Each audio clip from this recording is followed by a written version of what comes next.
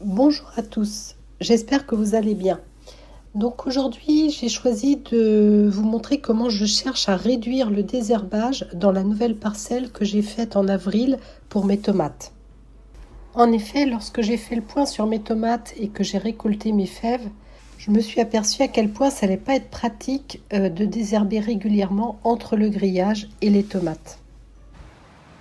Alors ici, on a la Paul Robesson qui est dehors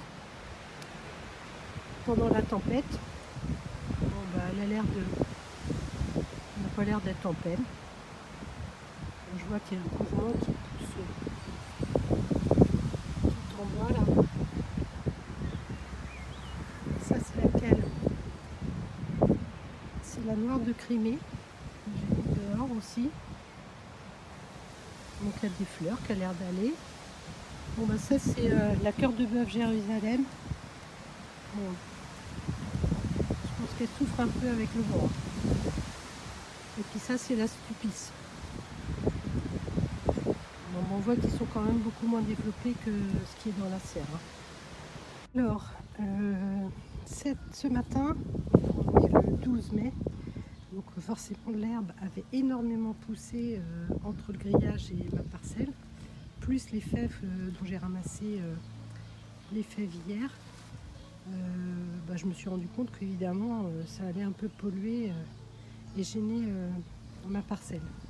Donc du coup ce matin j'ai enlevé toute l'herbe. Donc maintenant je prends le parti de mettre une bâche tout autour. Alors comme j'ai plein de pierres, je la laisse avec des pierres en espérant que l'eau ruissellera vers ma parcelle, et je vais recouvrir de paille tout le tour. Et puis devant, je ne sais pas encore ce que je vais faire, mais bon, je vois bien qu'il va falloir de toute façon que je coupe l'herbe régulièrement parce que sinon ça va envahir. Donc voilà, je suis en train de faire ça et bon, je me suis dit que ça pouvait peut-être vous intéresser. Voilà à quoi ça ressemble pour le moment.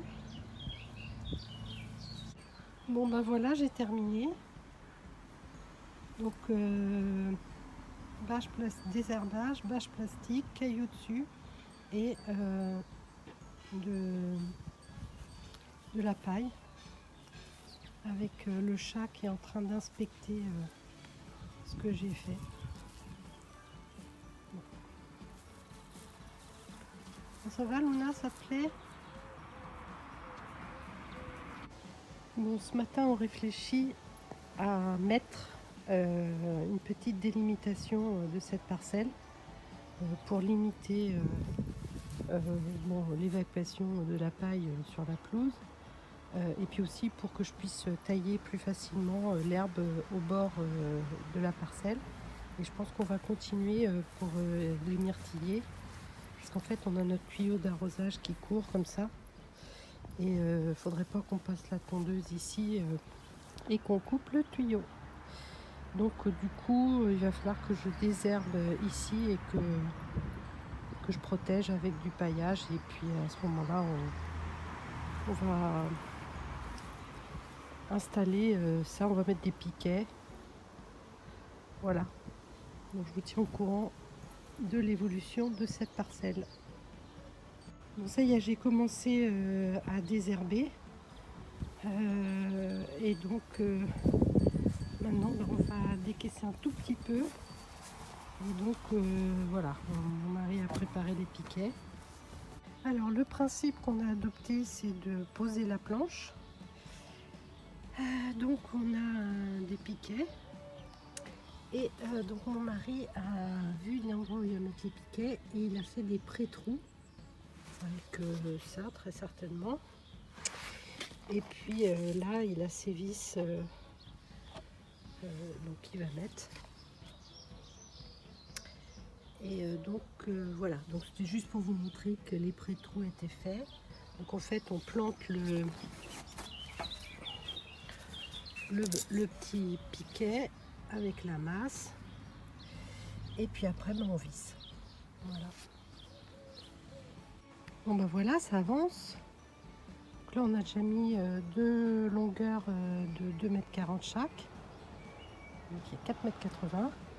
Et là, je crois qu'on va rajouter 1,50 m à peu près.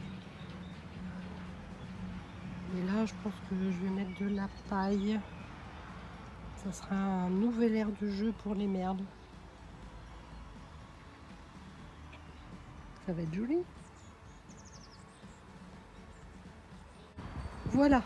Là, je pense qu'on peut dire qu'on a fini. On a fait un petit coin ici. Enfin, on a fait l'angle. Et puis, j'ai rajouté de la paille.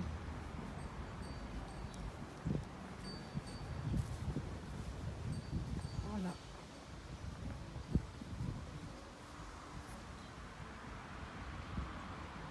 Merci d'avoir suivi cette vidéo car en fait ça n'a vraiment rien de révolutionnaire hein, ce qu'on a fait là au niveau de la parcelle. Mais bon, je me disais que ça pouvait peut-être intéresser certains d'entre vous de savoir comment on avait fait évoluer cet espace. Voilà, je vous souhaite une bonne fin de journée.